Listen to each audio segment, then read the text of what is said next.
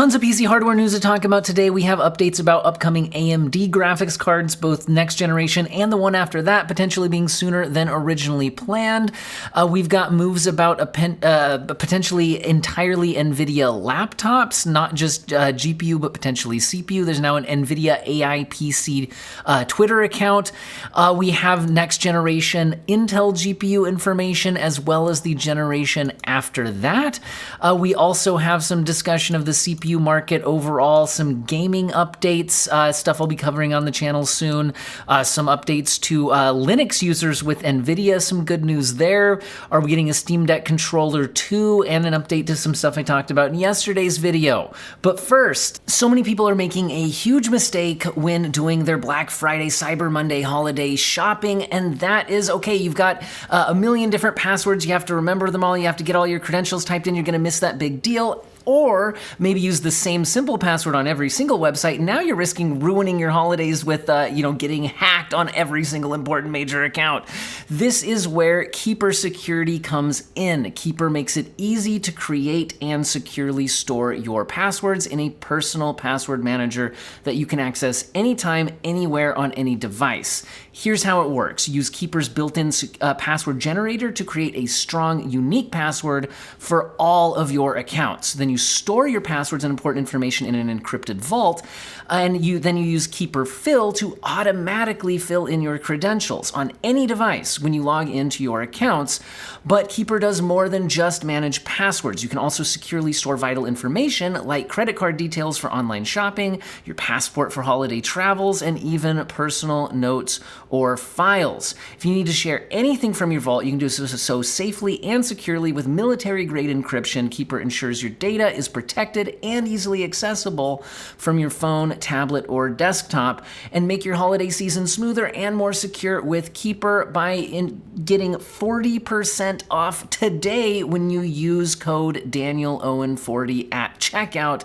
And if you're not ready to buy just yet, Keeper also offers a free, 100% free 30-day trial to help you get started. Don't just take my word for it. Keeper has more than 300,000 5-star reviews in the app stores. Check the link in the video description and/or pinned comment. All right, let's jump right into the headlines about AMD is skipping RDNA 5, says new leak readies new UDNA architecture in time for PlayStation 6 instead. So it's talking about a new leak, so how about rather than reading the summary of some news article, by the way, all my sources will be in the video description, how about we track down what leak they're actually referring to?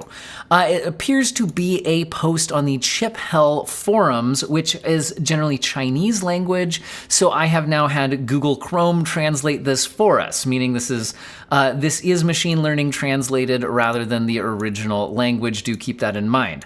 Now, when you're investigating leaks, rumors, etc., you've got to look at the source and evaluate it. So we have Zhang Gao. I've probably butchered that, and apologies if I did here. Now, this is a source who has a track record of having leaked things in the past and had things correct, indicating that they actually do have some way to access information from the supply chain.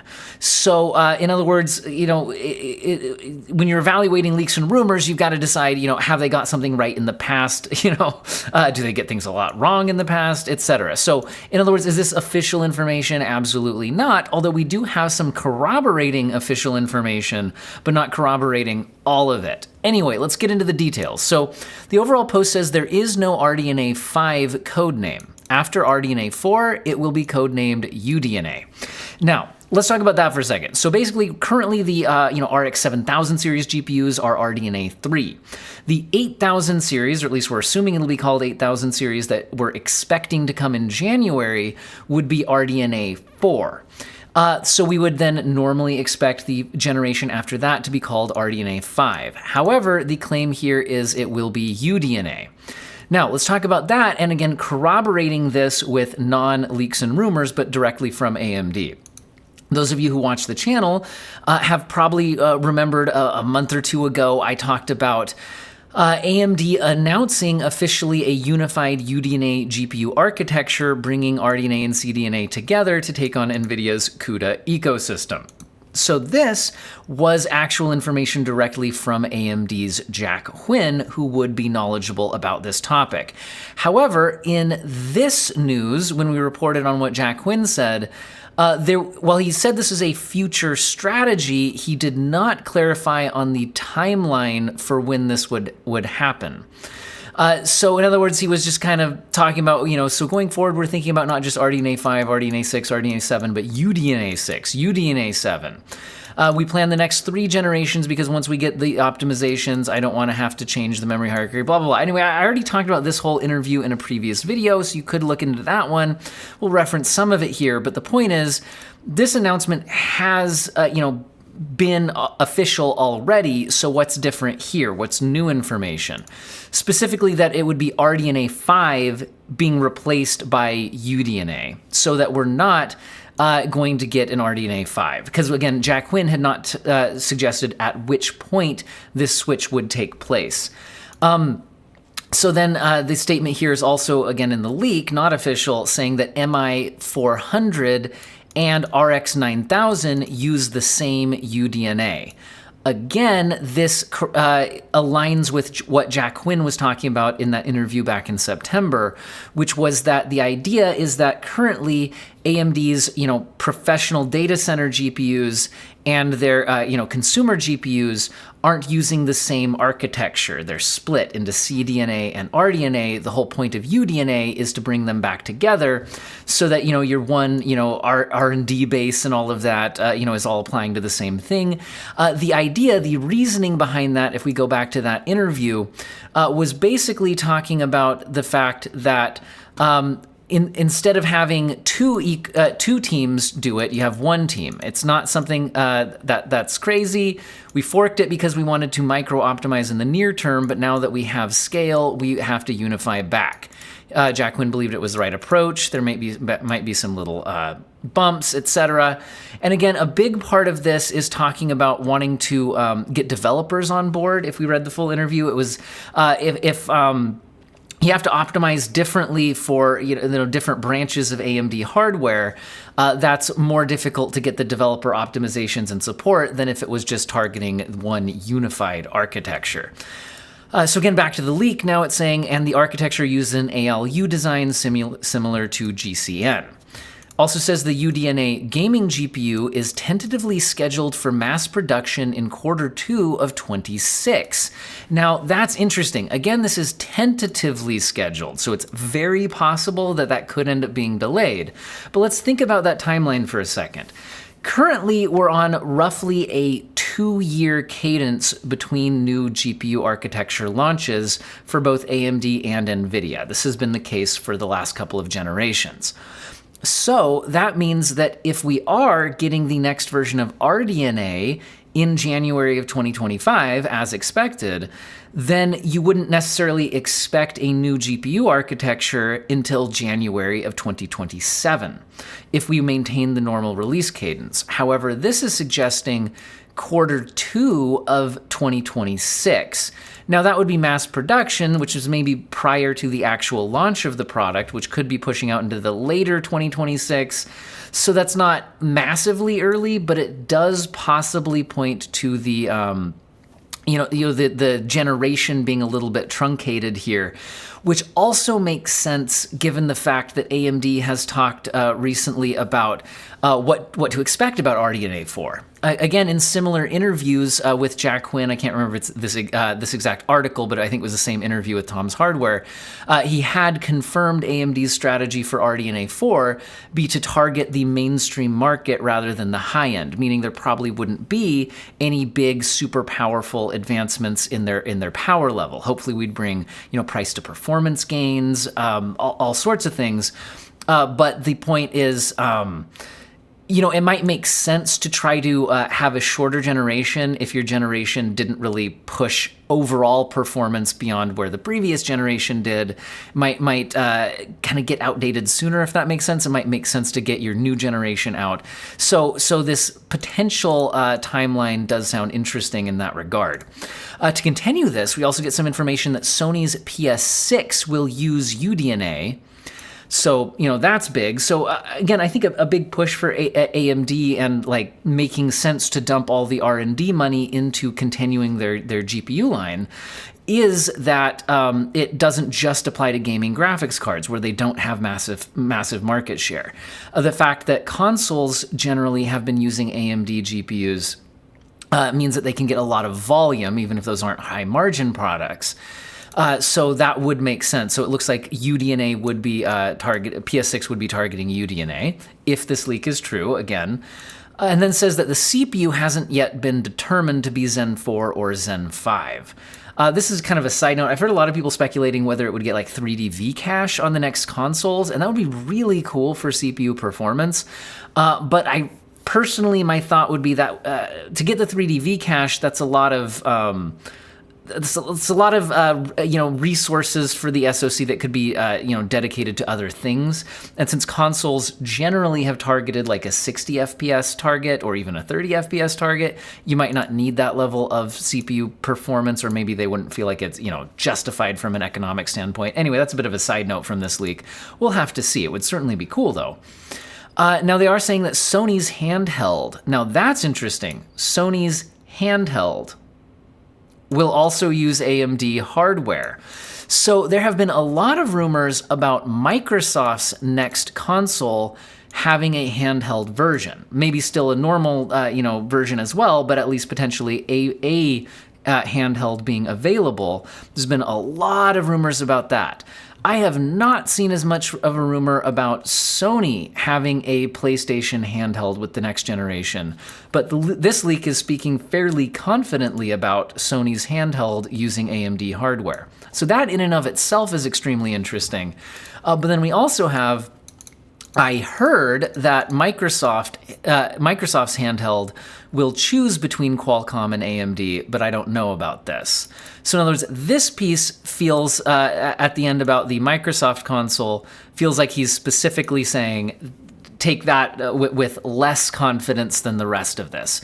But again, where is he claiming all of this information comes from? Saying it comes from the supply chain. So in other words, all of these things that all of these GPU manufacturers and console manufacturers and everything, all that they make does need, factories and other companies involved in the supply chain for all of the parts and manufacturing everything. So at some point, other people do need to become aware of the plans, and that's where the claimed information is coming from, and also claims to not know the performance specifications. Now, again, could all of this be utter nonsense? Yes, but has this particular source at least given evidence in the past that they do have some information coming out of the supply chain? Yes. So I would put this at, somewhat credible, but we'll have to wait and see to be absolutely certain. Now, let's round out the AMD leaks and rumors with, there's now a leak/rumor that AMD could be targeting entering the smartphone markets, possibly with some sort of an APU similar to their Ryzen AI SoCs. Now, I don't know what to make of this exactly. It's certainly an interesting idea, because if AMD feels like there's not a lot of, if AMD is looking for where's their growth potential, right? If they're currently unable to grab massive market share in the GPU space from Nvidia, what if they just targeted a different market space entirely, like the smartphone market, which is absolutely massive? And if they currently don't really have much presence there, I mean, I think they've licensed some of their GPU technology for the Exynos chips. Is it Samsung that makes those? I don't know. The smartphone side of things is not my specialty as much as the gaming PC side of things. But anyway, it looks like perhaps they are at least considering eyeing that market as a potential growth area, which is interesting because we're also seeing a lot of signs of the traditional smartphone market type hardware players trying to target more of the traditional PC side of things, where we've seen things like the Snapdragon X Elite ARM chips trying to make their name on Windows. And on a similar note to that, we've seen a lot of rumors about a MediaTek collaboration with Nvidia, to make an AI PC based SoC. That would make a lot of sense in a laptop targeting a lot of GPU and AI acceleration, potentially with a MediaTek collaboration on an ARM CPU. And again, Nvidia does have, their what is it called, Grace data center CPUs. So it's not something completely out of the question, and we've been seeing a lot of leaks slipping out, over the last several months about this, although nothing completely solid. The latest rumors were that it would be first half of 2025. And targeting into that laptop market where Intel, AMD, and Qualcomm can all produce an SoC that, with your integrated graphics and CPU platform. But Nvidia in the traditional desktop and laptop space hasn't really been able to do that because they produce GPUs but not CPUs. But if ARM is making an inroads into the Windows space, then that's where this could make sense. But this isn't new. So what is new? What's new is that there is now an official Nvidia AI PC Twitter account, or X account, or whatever the heck you want to call it, saying, hey there, welcome to the new Nvidia AI PC channel. Whether you are deep into AI or just a little curious, we're here to explore the power of AI on your local PC. Follow along for the latest news, tech, and AI inspiration. And there's a little video here, but it doesn't really have any information about what this is really going to be. So one thing that's really important to take from this, because I've seen a lot of people running with this as just, it's absolutely confirmed that we are getting these NVIDIA AI SoC laptops coming like immediately. This account's out here. It's definitely happening. And let's be clear that nothing here specifically says this has to be these types of laptops, that this account is focused on. That being said, it's extremely likely that is the case. It certainly fits together with all of the leaks and rumors that have been swirling around, so I think it would make a lot of sense. And I'm extremely interested in how that goes. I mean, in generally, there's a lot of expected growth in this like AI PC laptop space specifically. Now, whether that comes to pass, analysts are projecting massive growth in this space. So it absolutely makes sense for a company like Nvidia to try to get into that as much as they possibly can. And while, of course, their mobile GPUs could factor in there, a lot of laptops are based more on extremely power efficient little SoCs and integrated graphics, and so it would make sense for them to want to get in on that, right? So this makes a lot of sense. Also, kind of on a related note, Microsoft did recently release the Windows 11 ISO for ARM devices, again making it easier to get Windows on ARM up and running on whatever device. All right, that's enough about the NVIDIA news. Let's switch over to Intel. So there have been a lot of rumors, including comments directly from Intel CEO Pat Gelsinger talking about de-emphasizing discrete graphics, which is very disappointing for people who are really excited about things like, the Intel Arc A770 drops to $269. In other words, Intel has been very aggressive on the pricing of their discrete graphics cards. They kind of had to be, given some of the downsides, although their software has been improving rapidly as well. So a lot of people have been really eagerly anticipating round 2, what's going on with Battlemage. So when Pat Gelsinger was talking about de-emphasizing discrete graphics, a lot of people were scared that discrete Battlemage products might be canceled, and that it might just be used as integrated graphics technology on in their laptops and things like that. However, we have now articles talking about a shipping manifest that is specifically mentioning Intel BMG B580. B580 would indicate the Battlemage series. Remember, Intel doesn't designate their generations with numbers the way AMD and Nvidia do. They designate it with the first letter. So their first series was the it's always ARC. I know that's an A, but then it was ARC Alchemist. So we had the A770, the A750, the A580. So a B580 would indicate a second generation Intel graphics card based on their Battlemage architecture. And that would be extremely interesting, and I really hope that we are actually going to get that. Now, this doesn't really dive into a lot of details on that or when we might get it. However, I have seen other headlines talking about Intel is reportedly planning a Battlemage SoC launch event in December, probably materializing before RDNA 4 and Blackwell. So Intel's potentially trying to get the word out about their next generation before AMD and Nvidia steal their thunder. Now, getting the word out versus it actually launching and in what supply and which models, who knows? But that's the current rumor. It's not based on a lot other than somebody tweeted this image, and it says Intel Arc Battlemage SoC 2024.12. So, and again, SoC, so is that talking about integrated graphics as opposed to the actual, dedicated Battlemage GPUs? Again, we'll have to see what comes of it. Now, just because we're getting Battlemage out, does that mean that we're still going to get Celestial? Or is this something that's on the chopping block with Intel, cutting so much funding all over the place, cutting jobs, everything, due to their financial struggles? Well, we do see headlines that Intel's Xe3 Celestial desktop GPUs seem to be very much alive and on track, despite rumors and talks of cancellation. This goes through a bunch of, leakers and rumors talking about, they still have plans for DGPUs after Battlemage. When asked if Battlemage would be the last Intel GPU, Intel Panther Lake Celestial graphics referenced within some code. You've got Intel Graphics Xe3P architecture listed on a LinkedIn page for somebody who's a lead project architect for Xe3 and Xe3P GPU IPs. Again, though, there's always the question of, is this just going to be relegated to integrated graphics, or will it be used in actual discrete desktop GPUs? And I think that would be more up in the air than just, is it being canceled entirely? Because it makes sense for them to at least keep things going for their integrated graphics. Now, again, Intel has been struggling. A big part of that is, their CPUs, not their GPUs, since GPUs are not really their main business. And we're seeing headlines that AMD dominates chip sales on Amazon. The top 10 best-selling CPUs on Amazon are all AMD CPUs. Intel's highest entry sits in 11th place, despite the fact that, AMD just launched some new CPUs, but so did Intel.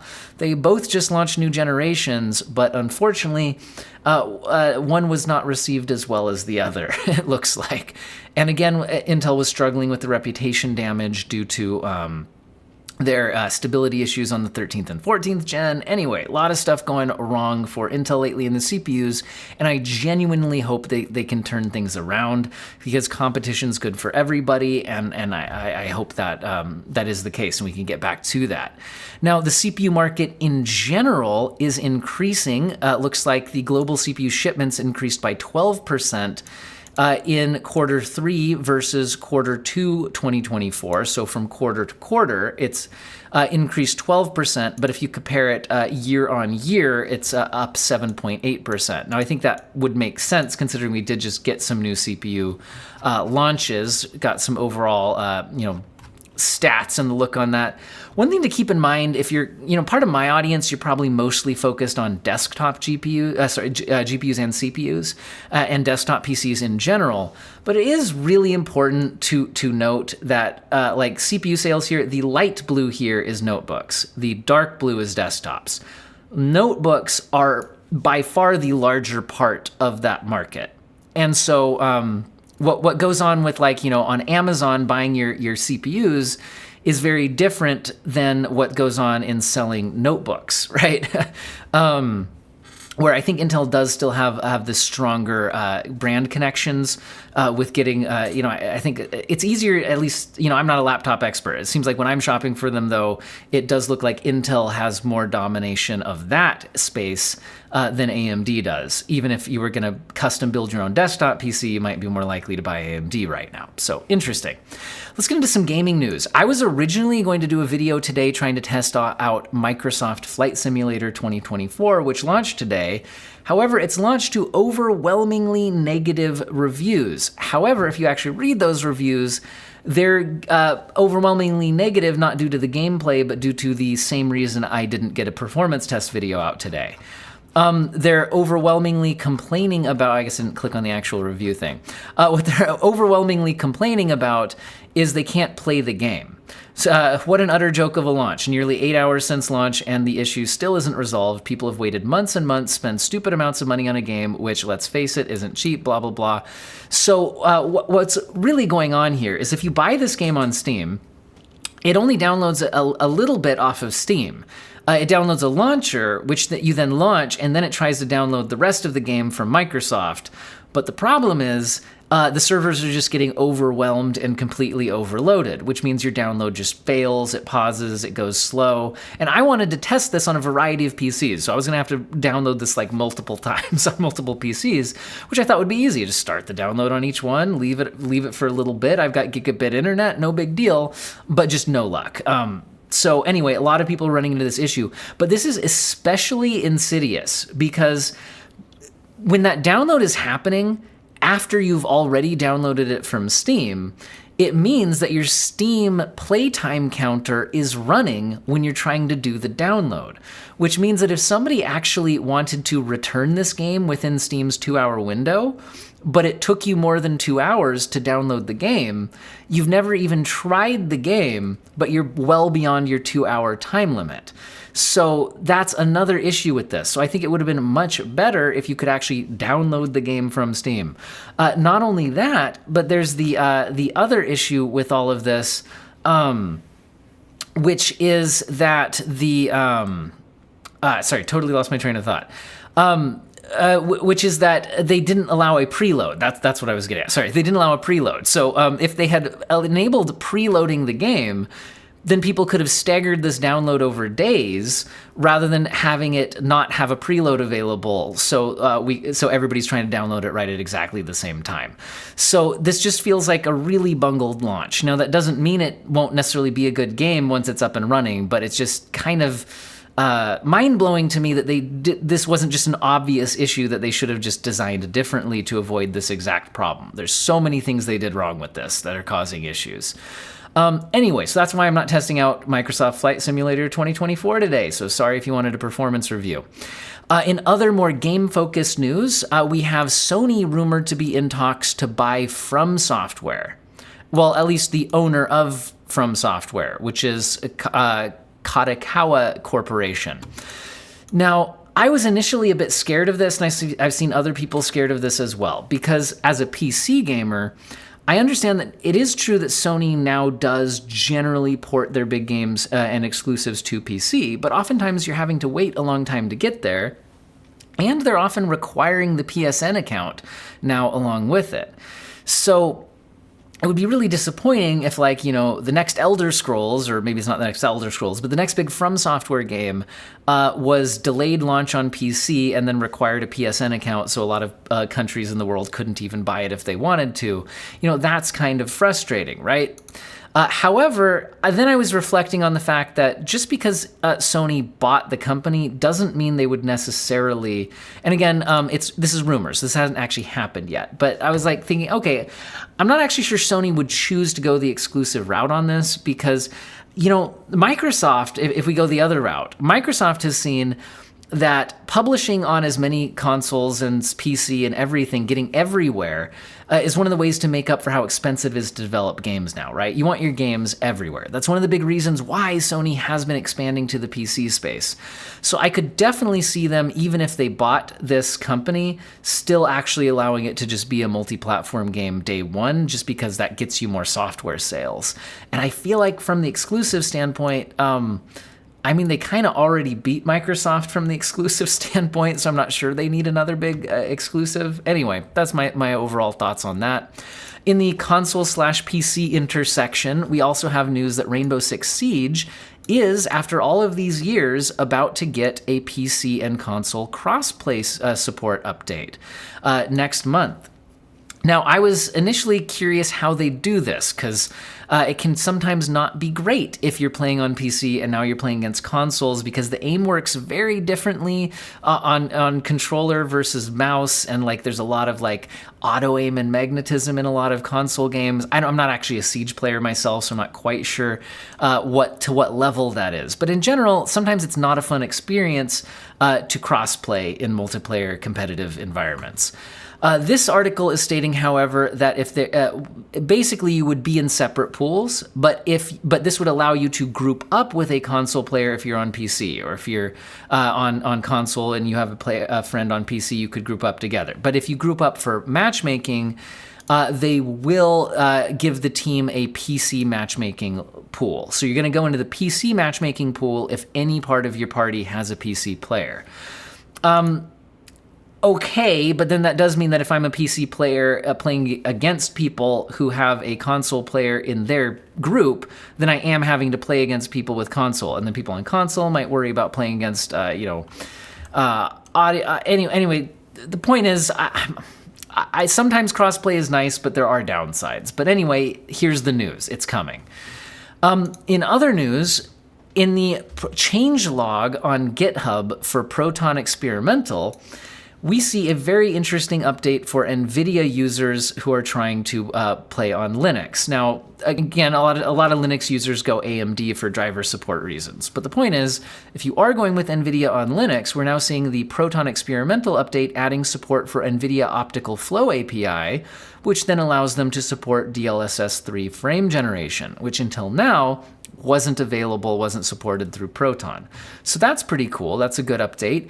And let's transition to some more Valve-related news, which is there is a leak stating that Valve is making a Steam Controller 2. I was almost a huge fan of the Steam Controller 1. My main issue with it was one joystick instead of two. And the Steam Deck, which took a lot of its design inspiration controller-wise from the first Steam controller, solved the problem by just giving you two joysticks. You get the two thumb pads and you get the two joysticks. It's nice to have both, right?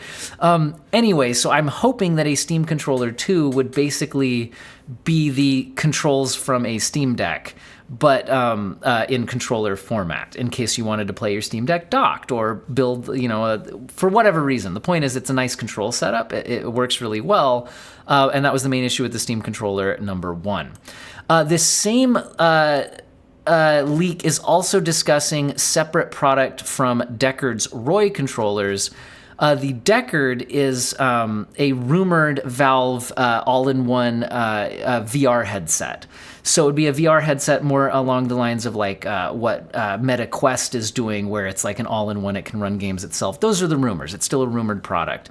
But the controller for it is apparently codenamed Roy, and is talking about it would at least support a D-pad, bumpers, grip buttons, triggers, ABXY system button, and some sort of strap, which is a lot more than what's currently controls buttons and whatnot are supported on Valve's Index controllers. So there's that. And the last thing I want to mention today is a follow-up on what I talked about in my video yesterday, talking about some of the image quality issues in a lot of the PS5 Pro games, not all of them, but many of them, especially when PSSR is involved. And to me, it seemed like oftentimes when ray tracing was involved with PSSR. But the point is, the game developers in some of these games, like the developers for Silent Hill 2 and Star Wars Jedi Survivor, have at least now acknowledged these issues and stated that they're looking into it. So Bloober Team, developers of Silent Hill 2, has specifically said we're working on it, replying to, is the team aware of some issues on PS5 Pro? Game is phenomenal so far, by the way, just spreading awareness of graphical issues on the PS5 Pro. Also, EA Star Wars has talked about we're aware of issues with Star Wars Jedi Survivor on PlayStation 5 Pro and are actively investigating. So hopefully those games get updated soon, and I hope all of you have an excellent day.